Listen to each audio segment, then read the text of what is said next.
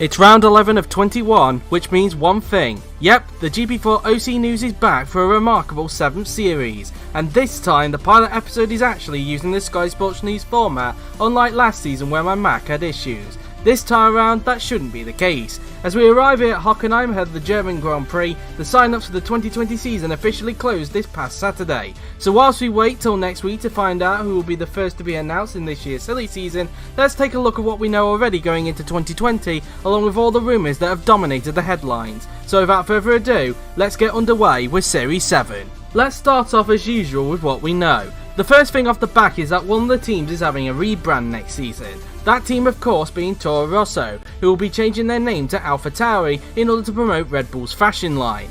This means that the recognisable blue will be gone from the team and will be replaced with white and navy. The team will still keep Honda engines like the senior team Red Bull, so no change on that front. Meanwhile, Haas and Williams will be without a title sponsor next season, with Haas splitting with energy drinks company Rich Energy due to a massive fallout with CrossFit Jesus himself, Williams Story, whilst Williams will split with mobile company Rocket due to financial reasons. Next thing we know is of course the 2020 calendar. As we alluded to a few times in previous series of the GP4 OC News, the 2020 season will use the calendar that the real-life Formula 1 season intended to use before the COVID-19 pandemic ruined those plans. However, there are a few tweaks from the original calendar that Yuri has had to address, those races being the Singapore Grand Prix, the Canadian Grand Prix and the Vietnamese Grand Prix. The Singapore Grand Prix, just like this season, will be replaced by the Korean Grand Prix in Yeongnam due to continuous bugs and glitches with the Marina Bay Street circuit. The Canadian Grand Prix meanwhile has been removed from the calendar due to continuous issues with the circuit. However, unlike Singapore, the Grand Prix will not be replaced, meaning that the 2020 calendar will have only 21 races as opposed to 22 races.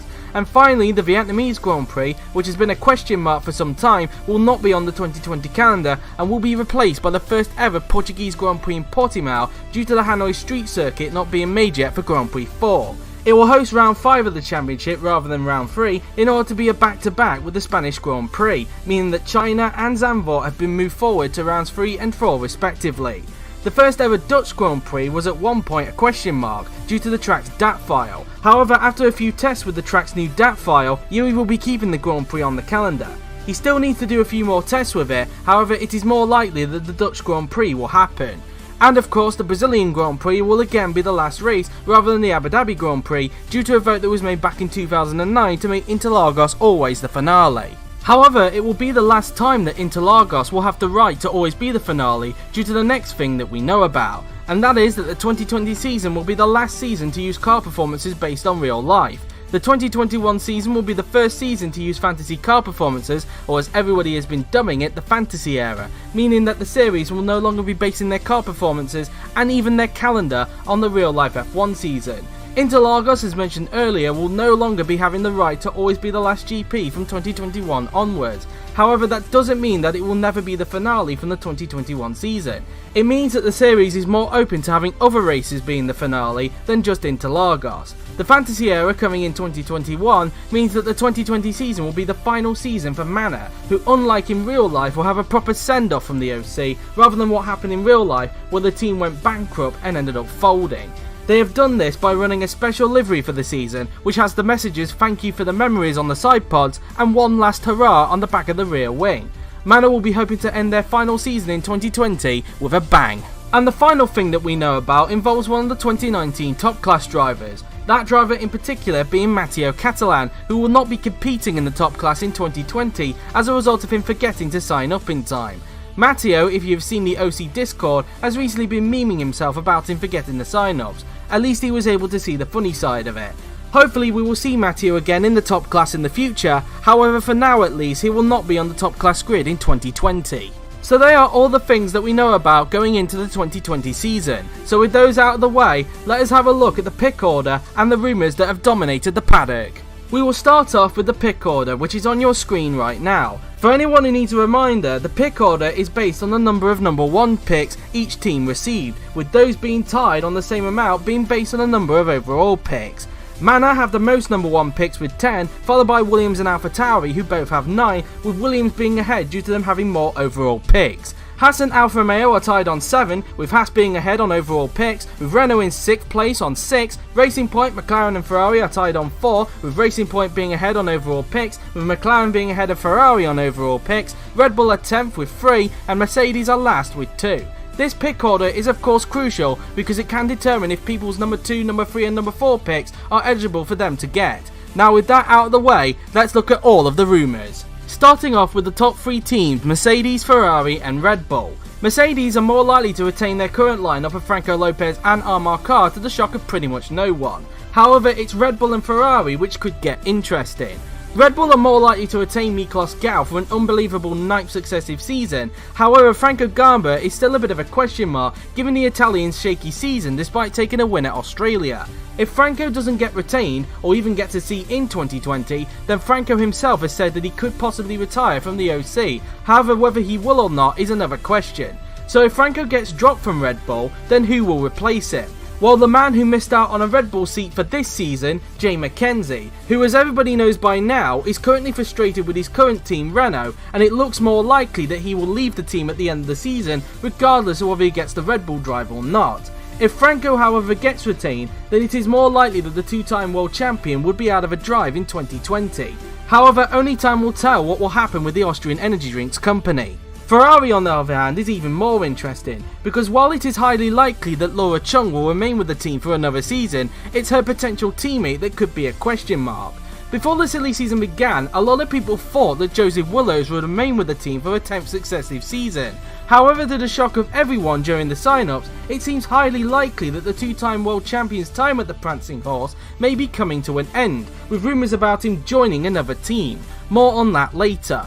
If Joseph ends up leaving the team, who would replace him? Well, there are a long list of candidates who could replace him, which include current Toro Rosso driver David Kupok if he doesn't get retained at AlphaTauri, former McLaren driver Roberto Gamba if he misses out on an AlphaTauri drive as well, and 4-time race winner Robert Ionescu, who is eager to get back in the top class and could do that with his dream team Ferrari. It will be very interesting to see what will happen with the Prancing Horse in 2020. Moving on to the midfield, which consists of McLaren, Toro Rosso, soon to be AlphaTauri, Racing Point, Alfa Romeo and Renault. McLaren is more likely to retain Kirishima De Rosa for a 3rd successive season as a result of the Polish driver making a huge improvement this season. However, his teammate Paolino Tomaselli, who is having another great season and whilst could stay at McLaren, is highly likely to leave the Woking-based team due to him only putting them down as his number 2 choice. More on the team that he's put as his number 1 choice later. So if Paolino ends up leaving McLaren, who will replace him? Well, the man who could replace him may be a shock to some people. The man I'm talking about is Joseph Willows. Yep, you are not hearing things. It seems highly likely that the 2-time world champion could be returning to the team that he spent the first 5 years of his top class career with and the team that gave him his 2 world titles. This rumour could make Kirishima De Rosa a little bit uneasy because if Paolino ends up getting retained at McLaren and thus misses out on his number 1 choice, then Kiro could find himself out of a drive. However, only time will tell. Moving on to AlphaTauri, and given the news about Matteo Catalan, we now know that there will be at least 1 driver change at the team next season. David Kupok has a chance of being retained, however there are other candidates that could nab the seat off of him. These drivers include current Red Bull test driver and GP2 championship contender Rahul Patel, current Haas driver Chris Chatfield, and current DTM championship contender Roberto Gamba. If David misses out on getting retained, then as mentioned earlier, he does have a chance of being at Ferrari. Same goes with Roberto Gamba if he misses out on AlphaTauri. What makes it interesting for the pair of them is that the pair at one point put Ferrari as their number 1 choice. However, at the last minute, they changed their number 1 choice to AlphaTauri. It will be interesting to see what will happen with these two, along with the other contenders for AlphaTauri. Moving on to Racing Point, and it seems highly likely that they will retain their lineup of Roland Motrin and George Roque for another season. At one point though during the sign-ups, there was a chance that one of them could have been dropped for next season in favour of Paolino Tomaselli, who originally put the pink Mercedes down as his number 1 choice. However, towards the back end of the sign-ups, he changed his number 1 choice, meaning it is now likely that the Silverstone-based team will retain their current lineup. We might as well bring up, whilst we are on Racing Point, Tolavi Nauteranon, who is the current test driver. Whilst he has put RP as his number 1 choice, it seems highly unlikely that Teravi will return, and he has also announced that no matter where he is next season, the 2020 season will be his last in the OC as a whole. Whatever he ends up doing in 2020, we hope it's a brilliant last season for him, and once the 2020 season is over, we will wish Taravi all the very best in the future. Moving on to Alfa Romeo, and it seems highly likely that Andre Verderi will remain with the team for another season. However, he may end up with another teammate for next season as a result of Gabriel Gomez putting AlphaTauri down as his number one choice, and also because of the fact that the Brazilian is having a tricky season in 2019, which may also see him miss out on an AlphaTauri drive as well. If he misses out on both of these seats, who could replace him? Well, according to the rumours, it is highly likely that the team's current test driver and current GP2 driver, Aaron Curtis, could end up replacing Gabriel at Alfa Romeo if his results don't start picking up or if he ends up at AlphaTauri. Julius Anderson and Roman Quar could also stake their claim at an Alpha seat if their results start picking up in DTM. On to Renault, and Evan Byrne does have a chance of being retained there next season. However, if his results start deteriorating, then he may be booted out in favour of someone else, with the likes of DTM Championship contender Adam Wolff and BTCC Championship leader Jesus Perinen having a chance of grabbing the seat if Evan drops his form. In terms of Jay McKenzie, as we alluded to earlier, he is more likely to leave the team after a frustrating 2019 season, with him fighting for a Red Bull seat. So if Jay ends up leaving the team, who could replace him? Well, step in Paolino Tomaselli, as the Italian has put the French manufacturer down as his number one choice. As mentioned earlier, he did originally put Racing Point down as his number one choice, however towards the back end of the sign-ups, he changed it to Renault. Given that the Italian is having another great season, it is highly likely that he will end up at Renault next season, however only time will tell. Finally, onto the current backmarker teams, Haas, Williams and Manor. Haas is more likely to retain Jared Fosbury for next season, however his current teammate Chris Chatfield is another question. Chris could still be at Haas next season if he misses out on an AlphaTauri drive. If Chris ends up going there, then there is a chance that current GP2 Championship leader Dudu Kirby and GP2 Championship contender Max Gillen could have a stake at that second Haas seat. Meanwhile at Williams, they are more likely to retain Felix Sontag for another season, however it is highly likely that he will have a new teammate next year as a result of Lincoln Parner having a tricky season and the fact that the American has put Racing Point down as his number one choice. Given that RP is highly likely to retain their current lineup, it is highly likely that Lean could be out of a drive in 2020, however only time will tell. In terms of who could replace him at Williams, the contenders range from GP2 Championship contender Jamie Griffiths to current DTM Championship leader Daniel Fraser. Lorenzo Tomaselli and Michael Mocho could also stake their claim at the seat if they step up their results. Same goes with Kiwi Joel Watterson. Finally, at Manor, there is a good chance that they could keep their current lineup of Maxim Titkov and Rosetta Martinez in the team's final season. However, there is also a chance that one of them could be dropped in favour of current Formula E Championship contender Amelia Wilson, as there is a chance that the American could end up doing a Matteo Catalan and end up on the top class grid next season. Only time will tell what will happen in Manor ahead of their final season in 2020. And they are all the rumours that have dominated the paddock. And with that, that concludes the pilot episode of the GP4 OC News Series 7. The first team news of the season will break at the Hungarian Grand Prix next week. Who will be the first to be announced? Tune into practice next Tuesday.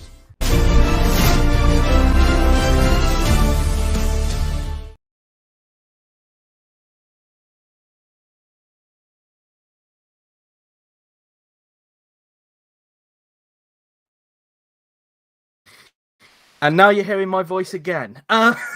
Anyway, welcome everybody to the practice session ahead of the German Grand Prix, the last German Grand Prix. Now, it might be back in the fantasy era. But anyway, I am Joseph Willows yet again in the commentary box, and I'm joined by a resident of Germany. His name's Dennis Graf. Yeah, good evening or guten Nachmittag for me. Indeed. You've arrived at, well, your home track, Hockenheim. Yes. A question for you, Dennis. Which one do you prefer, Hockenheim or Nürburgring? Good question. But I would say Hockenheim. Okay. That was a good job we're here then.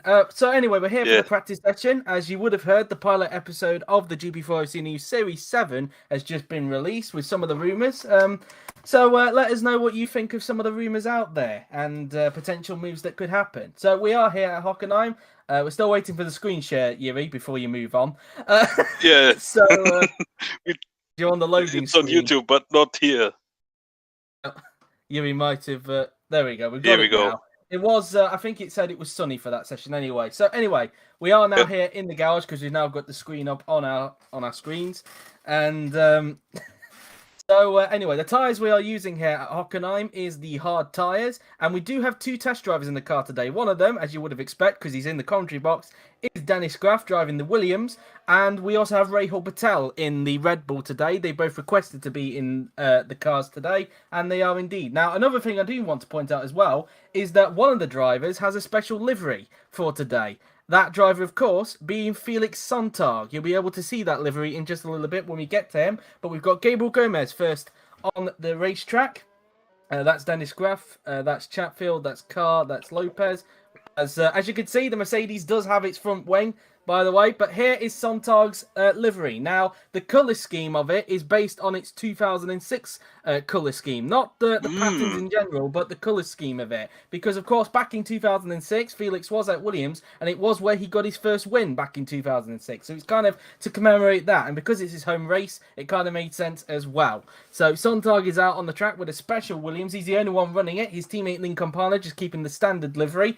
So kind of doing something similar to what Evan Byrne did last season at Renault. And so that's that then. So that's Felix's livery. What do you guys think of it? I think it looks spiffing. What do you think of it, Dennis? Yeah, it looks amazing, I have to say. Indeed. And anyway, so Gomez is going to be the first to set a lap then as he makes his way through turn one. Now, of course, as we saw on the GP4 News, he's got AlphaTauri as his first number one pick, then Alfa Romeo afterwards. But it could be a little bit tricky for Gabriel because it has been quite a tricky season for the Brazilian, you'd have to say, Dennis. Yeah, he's struggling at the moment with bad luck, I would say. I have a goldfish memory, so I don't know what happened in the races to him. So, yeah.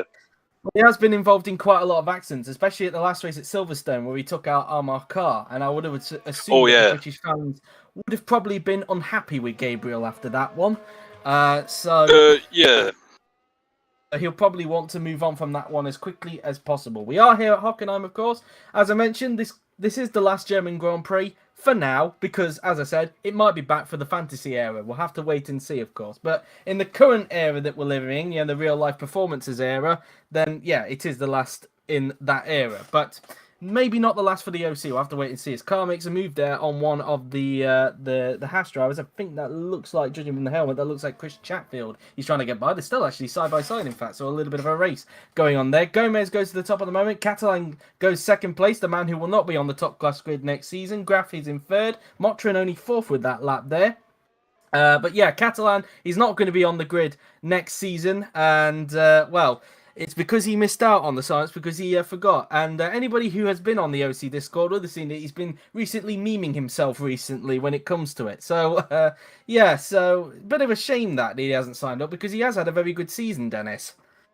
Yeah, especially last race in Silverstone with his incredible P4 finish. So, yeah, brilliant. It's a shame that he missed out.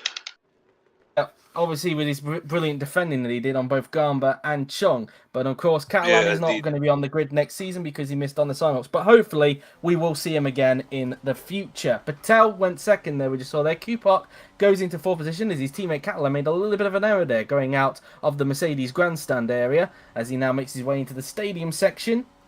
There's no crowd at the moment, but I think you will be able to see it when we get into qualifying because it's kind of a weird thing that goes on with Grand Prix 4 and practice sessions with crowds. It's a bit of a weird thing. But anyway, Willows goes into third at the moment in the Ferrari as everybody is now set a lap time at this point in time as Catalan is still following Dennis Graff at this point as he makes his way down the pit straight. Can he improve on his lap? And he did actually. The seventh. Graff, meanwhile, the home favourite, goes into ninth place, obviously taking part in practice because it is his home race. Of course, he does take pole for the GP2 race a little bit later on, and he'll be looking to get a home win if he can. Carr now goes to the top of the timing sheets by 600ths of a second ahead of teammate Franco Lopez. And well, speaking of Mercedes, we saw in the news video. It does seem highly likely that they'll retain their lineup. No real surprise if you're going to be honest with you there, Dennis, because both of them. Well, Carr's had a bit of a shaky year, but in terms of Lopez, he's been on another level this season. Yeah, he's way better than anyone else so far this season. And yeah, he's at the moment he looks like the favorite for the championship, but it's still too early to say. Anything can still happen. Indeed, and as we've seen in previous seasons as well in the OC, usually the second half of the season, things kind of like to turn around, as we saw with Volker last season. In 2017, we saw Nella grab the championship in the second half of the season. Yeah, and even in Mackenzie coming 2016 back. as well, Mackenzie was able to turn his form around to get the championship in 2016. So a lot of things can usually happen in the second half of the season. Whether that will happen again in 2019, it is another question. Graf improves a little bit more. He's in 11th place and doing well in front of his home fans at the moment. So I'll probably be cheering him, even though he's only taking part in this practice session. Of course, he'll be handing the reins back to Lean Campana when we get into the qualifying session. So at the moment, the top 10 currently looks like this. It's Carr at the top with Lopez in second, Patel in third, Willows in fourth, Chung in fifth, with Kipok in sixth, Gal seventh, Catalan in eighth, with Gomez in ninth, and Mackenzie rounding out the top 10. Well, the fact that we're talking about Jay Mackenzie there, well, there is a chance that he might be out of a top-class drive for 2020. Because as we know, he has been very frustrated with Renault this season, and it looks like he wants out, regardless of whether he gets the Red Bull seat or not. Yeah, it's a little bit tricky situation for him. Either he gets, if it's working out well for him, if he can turn his luck around, he can maybe get the Red Bull seat. Maybe. Yes, many different situations.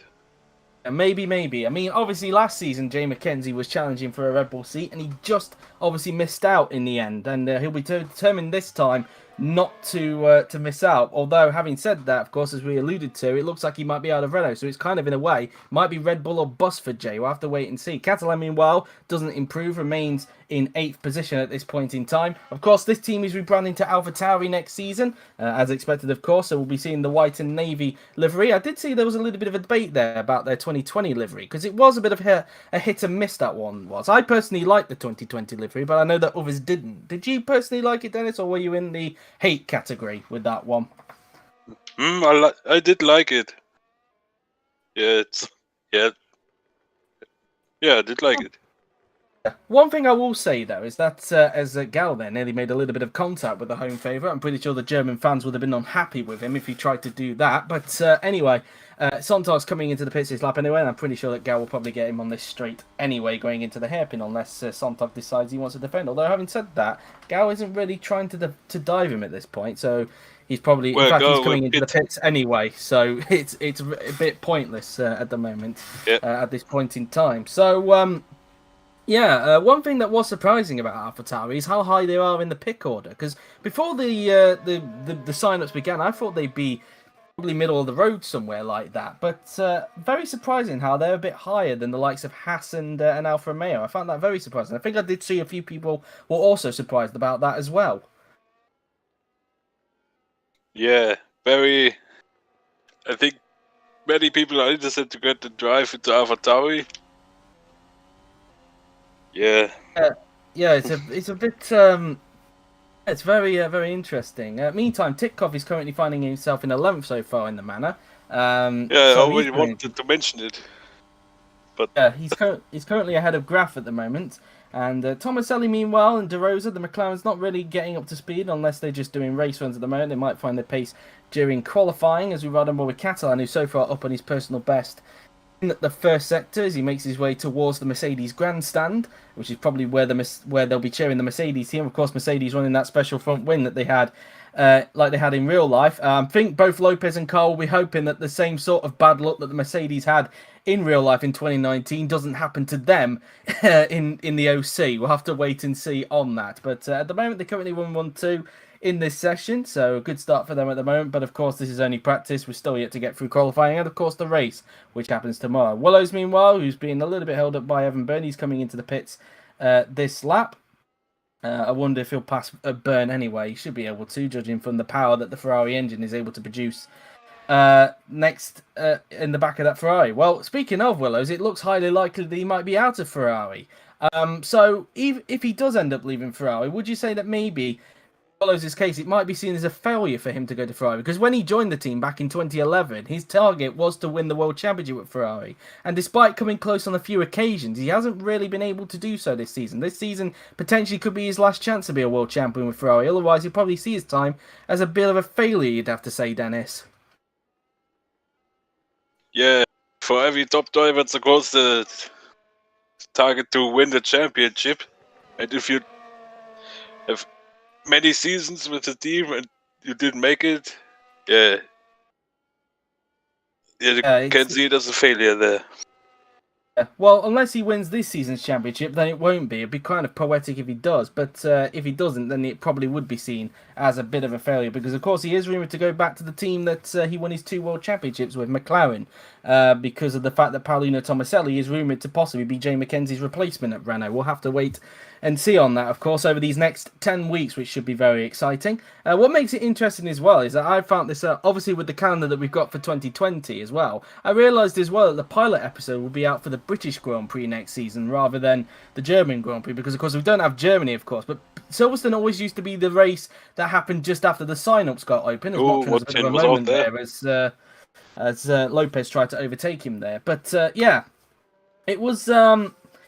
it's a bit of what was I trying to say? Yeah, it's going to be interesting, of course, because next season sign-ups, of course, will open the day before the Sunday before the Austrian Grand Prix next season, rather than the Sunday before the British GP, because Austria is round 10 next season. So, yeah, it's kind of it's going to be quite odd next season not seeing Silverstone being the race after the sign-ups get open. It'll be more the race that will be the pilot episode next time around. But yeah, it's just one of those things you've got to get used to, really.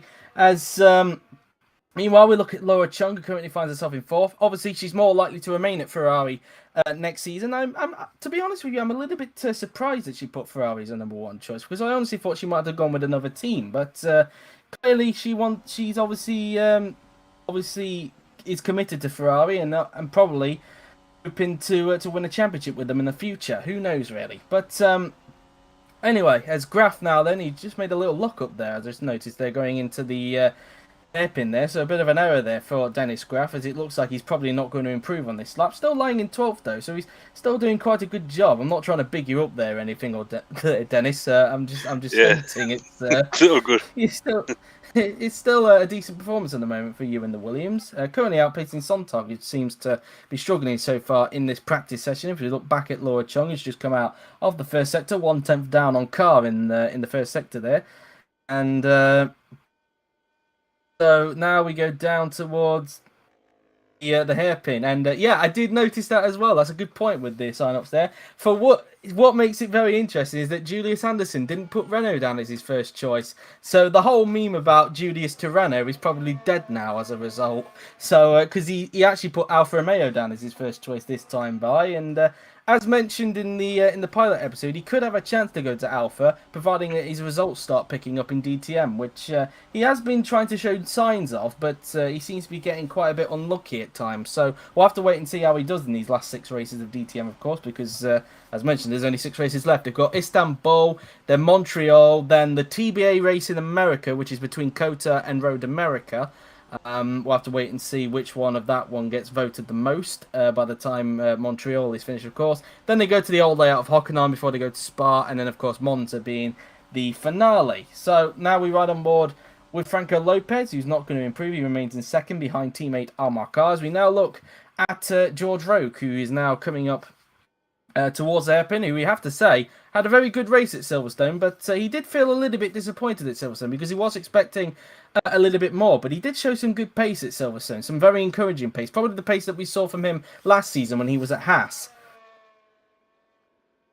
Yeah, he's looking like that he will pick up his form. Of course, in his first, 7, 8 races, he almost had damage. So it was very unlucky for him. Yeah, all these goddamn damages. Yeah, exactly. There must have been a huge repair bill going on at Racing Point every time he got himself involved in like a lap 1 collision or what have you. But the last couple of races, he seems to have tidied up a bit when it comes to the damage, of course. I mean, obviously he had that collision with Paolino at Austria, but it didn't result in him getting damaged, quite oddly enough. But anyway, we now ride back on board with Laura Chung. As meantime, we look at the Red Bull test driver, Rahul Patel, who's struggling to get by at the moment on Jared Fosbury in the Haas. Jared, of course, is more likely to remain at Haas for next season, which from that news article, I think George Rope might have been kicking himself in the commentary box because he probably felt that Jared was probably under pressure to perform. But judging from that news report, it looks like he might be likely to remain in the team. Whether Haas will retain their lineup, though, is another question because of the fact that Chris Chatfield has put AlphaTauri down as his number one choice. Now, obviously, luckily for him in the pick order, because he put Haas as his second choice, he has played it very smartly with the choices. But whether he gets retained by Haas or not, and thus misses out on his number one choice at AlphaTauri, it is another question. It will be interesting to see what happens with Chris next season. But Chris has had a decent season, it must be said. He scored more points than Jared, but I would say that both of them have been equal this season, you'd have to say, Dennis. Yeah, I would say the same. Jared, both had were a bit unlucky, I would say. Yeah. Some people, by the way, I've just seen in the stream chat some people making jokes about Julius not putting Renault down as his number one choice. It's because the last few seasons he's tried to, and he's always seems to have failed. So it looked like that Julius has probably given up on that and tried to go somewhere else. Chatfield and Videri that time around didn't improve. Videri, of course, having a very good year, it must be said. Hence why he's more likely to remain at Alfa Romeo next season, which I think in Franco Garba's mind keeps the Garba Mafia strong and secure. And it could get even more secure because, of course, his cousin Roberto, who's having a very good year in DTM at the moment, could be making his way back into the top class next season. Whether it's with AlphaTauri or Ferrari is another question. They are the two teams that he is linked with at the moment. So we'll have to wait and see if Roberto makes a return next season. I think, personally, I'd like to see Roberto back. I think he obviously had a very disappointing year in 2018, but he did have a decent run in the midfield before he was dropped at the end of 2018, but it would be nice to see him back in 2020. That's for sure, and then see the prefixes FGA and RGA for next season. That's going to be the thing, as Carr makes a very risky move there on one of the McLarens there, but it looks like been able to get the move done that time by. As Sontag, meanwhile, has got out from last... Yeah, he's got out of last place now, but only up into 17th. Not quite ahead of his test driver teammate, Dennis Graff, at the moment. Obviously, Williams going for an all-German lineup so far in this practice session. But, of course, as mentioned earlier, Graff will hand the reins back to Lean Campana when we get to qualifying in around 13 minutes' time, of course. Obviously, there's just under 9 minutes left in the session, but I'm talking about in terms of scheduling, that is. Meanwhile, Motrin down in 20th at the moment. He has had a couple of shaky races so far as Roland, but he still had quite a decent season at the moment, you'd have to say, Dennis. Yeah. Hey. I don't know what to say else to that, to be honest. Forgot what to say. I would say is Motrin is actually up on his personal best in the first sector, so he might not be in 20th for that much longer. But over the last couple of races, it seems that Roke might have been able to get the edge over him. But overall, you have to say this season, Roland has been the better driver out of the two. Bit like back in 2010 when they were last teammates. Yeah, of course, 2010 I wasn't here, but still. Yeah. Well, okay, fair enough. Anyway, as he's the 40-year-old rookie, remember? Well, Yuri corrected to say 36, and then Franco said 37 on...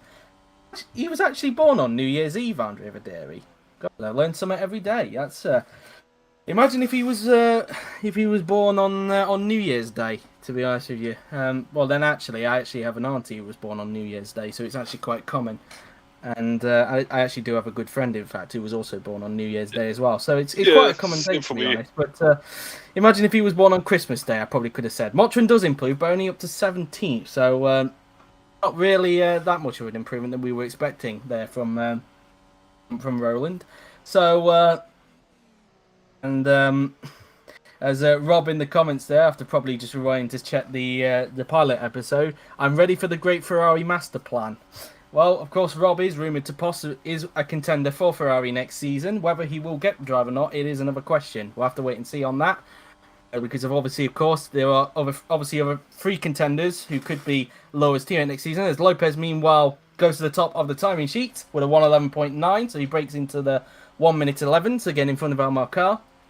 Yeah, as I was saying, because of course there are three other contenders who could potentially be Laura's teammate next season. They of course include Robert Ionescu, as I mentioned, but also Roberto Gamba and David Cupart. But oddly enough, David and Roberto's contendership at Ferrari all really depends on if they miss on their AlphaTauri drive, because they put that one as their first choice. Although I did point out in the pilot episode they did originally put Ferrari as the number one choice, but right at the last minute they changed it to AlphaTauri. So yeah, so they've made the two Italian teams be the first two choices. Luckily for them, it is a smart choice because AlphaTauri, of course, are ahead of Ferrari in the pick order. So they are lucky in that regard. Meanwhile, speaking of Laura Chung, no, in fact, that's Joseph Willows, in fact. I do apologise. It is a bit confusing because they both have 7 in their number.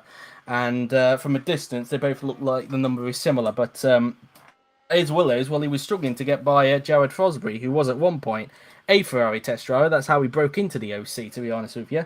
And today, he's the last known test driver to do it without any race experience. So, probably be a rarity that we'll see that again in the future. But to see. Meanwhile, Roke has improved to go up into 5th position in the racing point, so he's able to find some more time there, as we have just under 6 minutes to go in the session. Lopez improves even further with a 1 minute 11.8. Gal, meanwhile, improves but remains in 4th position behind test driver teammate Rahul Patel.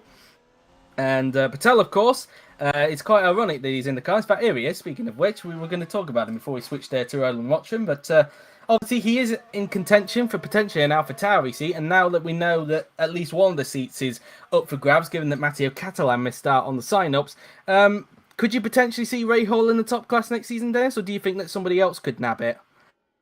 I would see Ra, of course, in the AlphaTauri next season. Of course, I'm hoping he will get the seat. Yeah, it would be very poetic indeed, given all the troubles he had in DTM. It's kind of like his switch to open wheel race cars has definitely been able to allow his talent to shine through. So probably prefers these sorts of machinery rather than touring cars, which is kind of been a pattern for some drivers in the OC. I've kind of noticed as well, which is quite interesting to see. Really, as Gomez there gets by on, I think there was a Williams there. That was Roke goes up into 4th position, gets in front of Gal, in fact. So Roke seems to be continuing the pace that he possibly showed in Silverstone. Lopez improves even further now to a 1 minute 11.7. So he's just chalking away on the lap times at the moment. Is the championship leader. Keepot goes, I think he remains in 8th, but he improves on his current time. He's in front at the moment of teammate Matteo Catalan. As Motrin we're looking at now, he's currently on an improvement, but we're hoping that the Haas in front doesn't get in his way. I believe that Haas is Chris Chatfield. Yes. And he's still up, but he may have lost some time in the middle sector because he's getting caught up now in the dirty air of the Haas in front. Videri improves, but remains in 17th. I only just noticed that Stontag's up in 16th because he was one. In fact, what was I saying? Motrin's down in 20th, in fact. That's what I was trying to say. But he could be improving unless this Haas has been too much of a hassle for him. Across the line, Motrin does improve, but only up to 18th. So maybe some more pace could have been found if he wasn't being held there by Chatfield. As Gomez goes up into 5th position. Well, given that he's under pressure at the moment, maybe this is the turning point that he needs at the moment. We'll have to wait and see on that. Of course, he is a contender for AlphaTauri, but we'll have to wait and see on that. As Roke goes up to 2nd. Good time there for George Roke to get himself in between the two Mercedes. Well, if he ends up staying at Racing Point next season, then he will have probably that car, if you know what I mean. So anyway, as now, if you know, you know. If you know, you know. If you know, you know. That's important. As speaking of which, we're now looking at George Roke, who's getting a little bit of slipstream now from Rosetta Martinez, and he's coming into the pits this lap. I think he might be done for the day, but a very good session from George Roke, it has to be said. Maybe gives him some confidence going into qualifying a little bit later. Yeah, of course. As it just comes out of the hairpin there, and now as we now look back at Roke's teammate. Now, then we look at Motrin, who has got himself full of traffic right now because he's now got Gabriel Gomez right behind him. And Gomez, of course, has made it up to 5th. Tomaselli improves to go up into 8th position ahead of the man who could be potentially replacing him at McLaren next season, Jose Wells, because, of course, Tomaselli is rumoured to join Renault next season. Of course, at one point, he did put Racing Point down as his number one choice, and given the season that Paulino has had this season, I think both Roland and George are kind of thankful that he did change his number one choice, because he could have caused a bit of an upset with the pink Mercedes next season, but it does look likely that the Racing Point team will be retaining their lineup next season We'll have to wait and see on that, as Motrin's coming back into the pits this lap, so he'll be done for the day. And as he does that, he's up on his personal best in the first sector. So kind of ironic that he's up when he comes into the pits. So that's that, really. I hope Evan Byrne didn't take that as an innuendo there, because he did that last week in the Silverstone what was I trying to say? The commentary box. Chung, meanwhile, goes up to 5th, gets in front of Gomez, so Chung able to improve on her time at the moment to get herself into the top 5. And speaking of 5, she's 0.555 behind Franco Lopez there. So a lot of 5s going on over there. And now, as you can see now, Motrin coming into the pits whilst he's improving, so probably a bit, probably will kick himself when he gets back into the box to find that one out. Tomaselli improves even further to go up into 5th position, so showing some time that we know that Tomaselli is capable of in that McLaren. Obviously, he got taken out on lap 1 last time out in Silverstone. He'll be hoping not to get taken out this time around here at Hockenheim. As Gomez doesn't improve, as we're getting close to the final few laps, because we have just under 1 minute and 20 seconds to go. We look at Titkov now then, who currently finds himself up in 14th. A good session for him, doesn't improve, got 1 more lap. Maybe 2 laps, in fact, because looking at the lap time from Lopez. Martinez crosses the line, no improvement for him. Here is Franco Lopez, speaking of which, with the special front wing that the Mercedes is carrying. Across the line goes Lopez, no improvement for him, as Q-Pot's going back into the pit, so his session is done with. We now look at Evan Byrne in the Renault, who could be looking at a new teammate next season in Paolino Tomaselli, providing that he stays at Renault, of course. As Evan Byrne now then comes down the pit straight, across the line then goes the Irishman, and he does not improve at that time. Laura Chung, can she improve? At the moment, she currently finds herself in 6th, and she remains in 6th for the moment. Here's Rahul Patel coming in 4th, a good session for him, unlike what happened at Silverstone. No improvement there then for Rahul Patel. Here comes Amar Kar. Across the line he goes.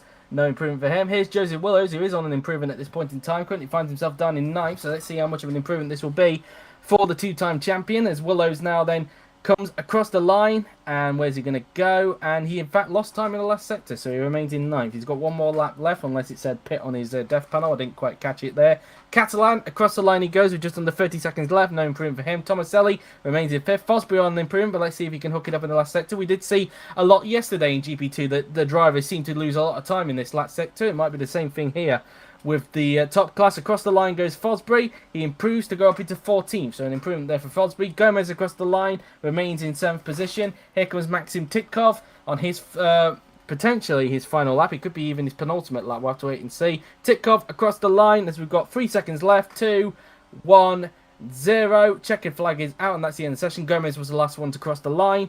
Titkov was the last one to cross the line, I should say. Martinez doesn't improve. Gal didn't have enough time to do a lap. Lopez doesn't improve, nor did De Rosa have enough time to do a lap. We just saw that the car in front of Chung is coming into the pits. Couldn't quite see who that was. It kind of went in a flash for me there. Chung now then, coming around the final 2 turns. Let's see if she can find some time in the last sector to improve. I don't think she can, but let's see. Down the pit straight she goes, and Chung is going to cross the line. No improvement for her, but that was Byrne, in fact, who came into the pits. Patel on his last lap doesn't improve. He'll be preparing himself for the GP2 race later. Graf didn't have enough time, but he's had quite a decent session, it must be said, outpacing teammate Sontag. Here comes Willows on his final flying lap. He is on an improvement, but can he find the time in the last sector this time, unlike the previous lap? Willows now then, down the pit straight, across the line he goes. And he does, but he still remains in 9th, so not a good session there for Joseph Willows. McKenzie didn't have enough time. Here comes Catalan. Around the final corner he goes, currently in 11th position. Across the line, remains in 11th. Fosbury on an even more improvement on his lap now then. Comes around the final 2 turns. Past the drag strip now then. Across the line he goes. Fosbury, let's see, can he improve? And yes, he can. He goes up to 13th before the end. Roke didn't have enough time. Gomez crosses the line. No improvement for him. We're just waiting for Titkov. Here he is. Titkov now then comes around the final 2 turns. And let's see if he can find some time in the last sector. I don't think he can. Across the line now then goes the Russian. And no, doesn't improve. And that's that then. So that is the session done and dusted there then. And with Lopez topping the session in the end from Amar Kar from George Roke in 2nd position, and then Amar Kar in 3rd. So what did you make of that session, Dennis? Yeah, very good, interesting practice session. No interruptions because of incidents, so everyone could do their programs uninterrupted. So yeah, it will be interesting what will happen in qualifying. Yeah, what will happen in qualifying. We won't have long to find out indeed. Well, we're going to go briefly offline for the moment, but we'll be back with a fresh stream for the qualifying session, so do be on the lookout for that. But until then, for the meantime, I've been JW97, he's been Dennis Graff, and we'll see you in just a tiny bit for the qualifying session. See you in a little